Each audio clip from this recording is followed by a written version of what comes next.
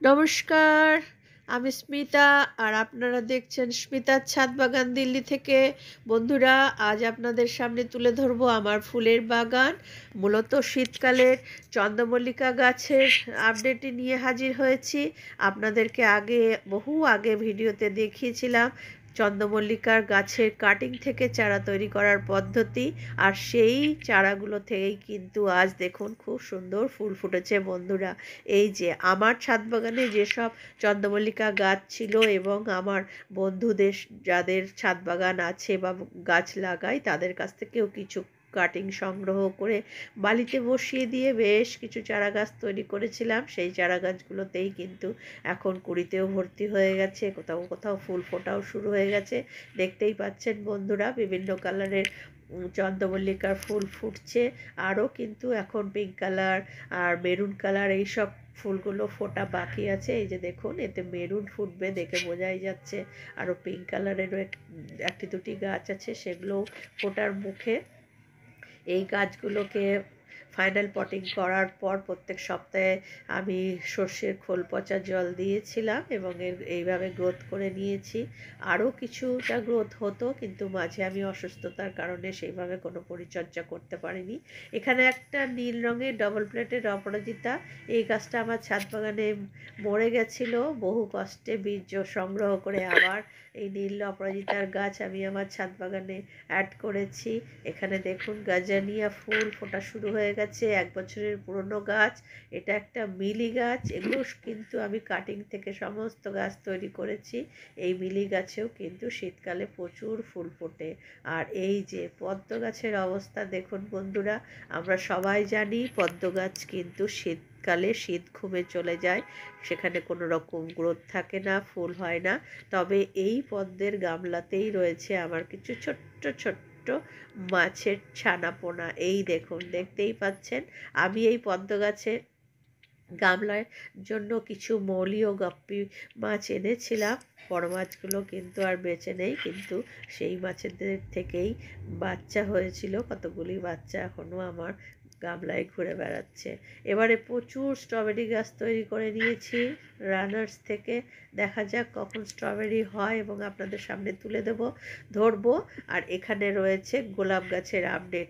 এই গাছটি কিন্তু আমি কাটিং থেকে তৈরি করেছিলাম বন্ধুরা 1 বছর আগে, আপনাদেরকে আগেও দেখিয়েছি। এই যে তার মাদার প্ল্যান্ট, সাদা ব্যাঙ্গালোর ভ্যারাইটির গোলাপ গাছ। আমার ছাদ বাগানে বেশ কয়েকটি ইংলিশ গোলাপ গাছ আছে, আর এই গাছগুলোকে অক্টোবর মাসের শেষের দিকে সুন্দর করে কাটিং প্রুনিং করে তাতে মিক্স খাবার দিয়েছিলাম।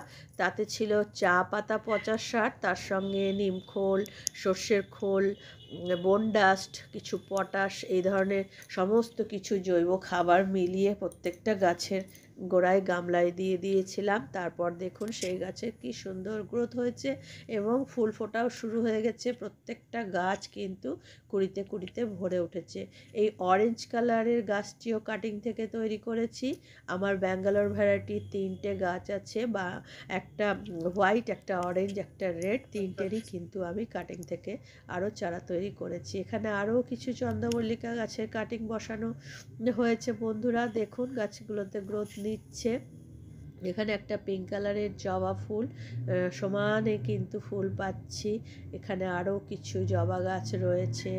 আর এখানে রসুনলতা গাছটিকেও কাটিং করে দিয়েছি, নতুন করে পাতা বেরোচ্ছে। এটা একটা হাইব্রিড লাল থোপা জবা, এরও খুব সুন্দর গ্রোথ করিয়ে এসেছে।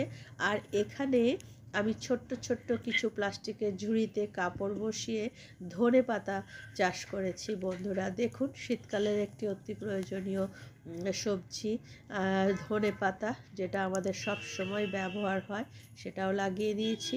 এই হচ্ছে অরেঞ্জ কালারের মাদার প্ল্যান্ট গোলাপের। এই দেখুন গোড়াগুলো দেখুন, 8 বছর 9 বছর করে এই গাছগুলোর বয়স হয়ে গেছে। আর এগুলোর থেকেই আমি কাটিং করে কিন্তু চারাও করে নিয়েছি। এইখানে দেখুন লাল গোলাপ গাছ, এর কীরকম গ্রোথ হয়েছে বন্ধুরা দেখুন। এটাকে একদম হার্ড প্রুনিং করে দেওয়া হয়েছিল।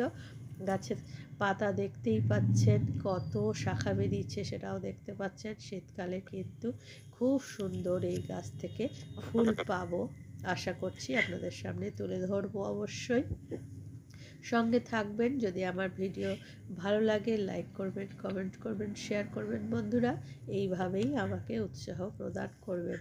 আর এখানে রয়েছে কিছু দেশি গোলাপ, এগুলোও সব কাটিং থেকে তৈরি। দেখুন ফুল আসা শুরু হয়ে গেছে, গাছে কুড়িও ভর্তি। এইভাবেই কাটিং থেকেই আমি চেষ্টা করি ছাদ বাগানের গাছের সংখ্যা বাড়িয়ে নিতে। এখানে কিছু কাগজ ফুলের কাটিং বসিয়েছি নানা রকমের কালার বন্ধুদের কাছ থেকে কালেক্ট করে।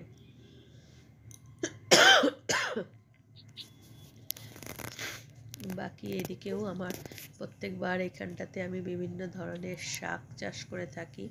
এই 24x6 ইঞ্চি গ্লো ব্যাগগুলোতে এখানে রয়েছে কিছু পালং শাক, এখানেও কিছু ফুলের গাছ রয়েছে। এইভাবেই ছাদ বাগানটাকে সাজিয়ে তোলার চেষ্টা করেছি, তবে এবছরে একটাও পিটুনিয়া গাছ লাগাতে পারিনি। এই গাছগুলোতে আমি যে খাবার ব্যবহার করি সেটা আপনাদের সামনে একটু তুলে ধরছি। এই ফুল গাছগুলোতে কিন্তু আমি এনপিকে 19-19-19 ব্যবহার করে থাকি। জলের মধ্যে 1 চামচ 19-19-19 দিয়ে দিলাম এবং তাতে দিয়ে দিচ্ছি সর্ষের খোল ভেজা জল। সবসময় কিন্তু আমার এই কন্টেনারে সর্ষের খোল ভেজানোই থাকে, যেহেতু প্রত্যেকটা ফুল গাছে সবজি গাছে 7 থেকে 10 দিনের মধ্যেই সর্ষের খোল পচা জল আমি দিয়ে থাকি। এইভাবেই বালতিতে সর্ষের খোল, পচা জল আর এনপিকে 19-19-19 খুব ভালো করে মিলে নিয়ে প্রত্যেকটা গাছের গোড়ায় কিন্তু যে গাছে যতখানি দরকার দিয়ে দেব। আমি এখন অল্প অল্প করেই দিচ্ছি, যেহেতু গাছে গোড়াগুলো ভেজা আছে, অলরেডি জল দেওয়া হয়ে গেছে। যে গাছে যতটুকু প্রয়োজন সেটুকুই দেব। আপনাদেরকে দেখানোর জন্যই আমি কিন্তু এই সারটা এখন প্রয়োগ করে নিচ্ছি।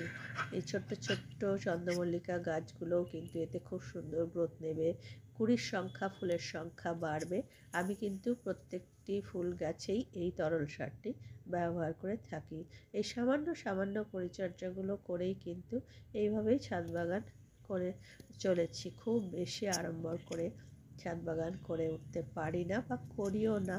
সাধারণ জিনিস দিয়ে কখনো সবজির খোসা পচা জল দিয়ে ব্যবহার করি, আবার কখনো এই সর্ষের খোল পচা জলও ব্যবহার করি।